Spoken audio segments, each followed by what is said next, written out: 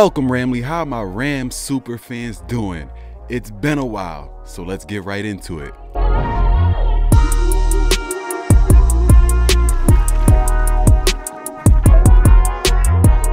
I know it's been a long time, and I'll address that at the end of this video, so make sure you stay into the end. Let's get right into the expectations of the 2024 Los Angeles Rams. Now, with extremely low expectations in 2023, the Rams still managed to win 10 games and was one pass interference, no call away from beating the Detroit Lions in the playoffs. The Rams exceeded expectations by staying relatively healthy all season long and drafting a legendary draft class. Now, a year later, can the Rams duplicate that success and return to being a Super Bowl contender? Or will they regress into a middling team? Let's quickly recap this offseason. The Rams revamped their already impressive offensive line by signing guard Jonah Johnson, re-signing Kevin Dotson, and moving Steve Avila to center. With these three in the middle of the offensive line, expect the Rams to have one of the best rushing attacks in the league with Kyren Williams, and expect Matthew Stafford's protection to be at an all-time high. Interior pressure should be non-existent. The Rams also re-signed Demarcus Robinson to stay our third option in the passing game, which is a signing I think is very, very underrated. Demarcus Robinson really came on very well for us towards the end of the year. I think with keeping him, hopefully him and Stafford can continue to progress, and with him, Cooper Kupp, and Puka Nacua, we have one of the best wide receiver trios in the league. The Rams also signed former Seahawks 6'7" tight end Colby Parkinson to fill in while Tyler Higbee recovers from that torn ACL he suffered in that playoff loss against the Detroit Lions. And on the defensive side of the ball, LA completely remodeled its secondary, signing Cameron Curl, Tre'Davious White, Darius Williams. The secondary was easily the Rams' worst position group last season, so I was extremely happy with the way the Rams decided to attack that in the offseason. After such a good free agency period, I was ready to stamp the Rams as a Super Bowl favorite. I promise you I was. We are back to competing for Super Bowls. And you can't tell me the football guys don't have a crazy sense of humor, because a few days later, Aaron Donald announces his retirement. And just like that, I went from we back to playing for Super Bowls to, I don't know, we'll see what happens. Aaron Donald is that important to this team. He's that important to that defense, and he's that important to that defensive line. He is the entire defensive line, honestly, when you really break it down. And one of my biggest frustrations with Les Snead and Sean McVay over the years is their inability to surround the best defensive linemen of all time with help. I mean, think about it. They did it one year with Ndamukong Suh, and we made it all the way to the Super Bowl. Then they did it another year with Von Miller, and we won the Super Bowl. It's common sense. You give AD any type of help, and we're a much better team. I promise you, the most important position in football is the quarterback. The second most important position is the people who protect the quarterback, and the third most important position is the people who get after the quarterback. That defensive line is very important, and anytime you gave Aaron Donald a little bit of help, we went very far. And I don't know why anyone in the Rams front office ever believed that Leonard Floyd was good enough to be that help that Aaron Donald needed. They paid him like it, and it just never ever happened. One of the most overrated Rams in recent memory, in my opinion. But that's a topic for a whole nother time. Don't get me started on him. This defensive line has struggled to get pressure since, ever since we won the Super Bowl back in 2021. But with Kobe Turner and Byron Young showing a lot of promise their rookie seasons, and the Rams finally having a first-round draft pick, the Rams could finally build a great young D-line for years to come. But Aaron Donald's retirement might have changed a little bit of that. First off, Kobe Turner was amazing. Should have been Defensive Rookie of the Year, in my opinion. Getting 9.5 sacks as a rookie while pretty much playing nose tackle was crazy. It was really amazing. But if I'm gonna play devil's advocate, is it that crazy when you're playing next to someone who's commanding 2 and 3 blockers on every single play? Could we see a big Kobe Turner decline now that number 99 isn't there? Now, I don't have that answer, but to think that's not a possibility is pretty delusional. Then we have Byron Young, a good player that showed some promise, but he definitely benefited from Aaron Donald also. According to ESPN, Aaron Donald was double or triple teamed on 68% of snaps, and I could almost guarantee that the other 37% was when teams decided to run to the opposite side of where Donald was. AD simply made every single player around him better. This year, we're gonna find out just how good Kobe Turner and Byron Young are. In order for the Rams to take the next step as a team, both of them will have to take the next step individually.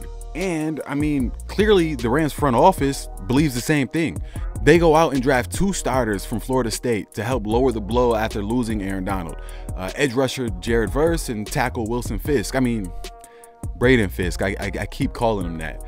Can we just go ahead and nickname him the Kingpin? Can we make that happen? You know, if you know, you know. Now, I'm very excited to see these rookies. I expect both of them to be day one starters. And though I do believe they will contribute right away, to expect these rookies to come right in and dominate from week 1 just isn't realistic. I'm not saying it's impossible, but it's not probable. Puka Nacua dominating like he did last year may have added some unrealistic expectations to these new rookies. Puka Nacua is an anomaly. We can't expect that from anyone else. But I absolutely love what the Rams did in this draft. I can't say that enough. Our D-line had massive holes, and we addressed that right away. And then, you know, on the other side, with upgrading our offensive line, we clearly want to run the ball, so we go ahead and draft running back Blake Corum from Michigan. That will help us, you know, keep Kyren Williams fresh and give us a great insurance policy if he goes down. A quick side note, a lot of people expect us to be a run-heavy team based on the shift, you know, based on all of our offseason moves. Now, while I think running the ball will definitely be a focal point of our offense, I think we'll run the ball more than what we did last year. I think we'll definitely run the ball more than what we did in the past, probably the most since we had, you know, Todd Gurley. But our head coach is still Sean McVay, guys. As long as Sean McVay is calling plays and Stafford is still playing at a high level, we will always be a pass-first team, in my opinion. Let's just keep it real. We all know McVay falls in love with the run, and no matter how much he wants to project being like a run-heavy team this year, come on, it won't last too long. I do think we'll run the ball a good amount, but Stafford will always end up with a lot more passes than we have handoffs, and that's just a fact. Until Stafford just doesn't have it no more and we have no choice but to run the ball. But that won't happen for a while. But back to the draft. We add safety Cam Kitchens in the 3rd round to add to our revamped secondary, and we later grab kicker Joshua Carty to hopefully put an end to our kicking woes. I truly don't think the Rams could have drafted much better. Now in 2023, we drafted 5 starters, which is just unheard of. We drafted Steve Avila, Kobe Turner, Byron Young, Puka Nacua, and punter Ethan Evans. To draft 5 starters in a single draft is crazy, absolutely amazing. And that was without a 1st round draft pick, I might add. So expecting the Rams to do something similar while having a 1st round draft pick has been common amongst us Rams fans. But that's simply not gonna happen twice in a row, guys. Let's just be honest. Half of the players in the 1st round won't make it to their 2nd contract with the team that drafted them. And the amount of players that won't get to a 2nd contract increases with every round that passes.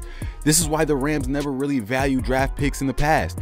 And there is nothing I would like more than to be wrong about this. Because if the Rams draft 5 starters again in this past draft, then we might as well start booking our trip to New Orleans now. I truly believe that the Rams front office has done an amazing job this offseason in every way.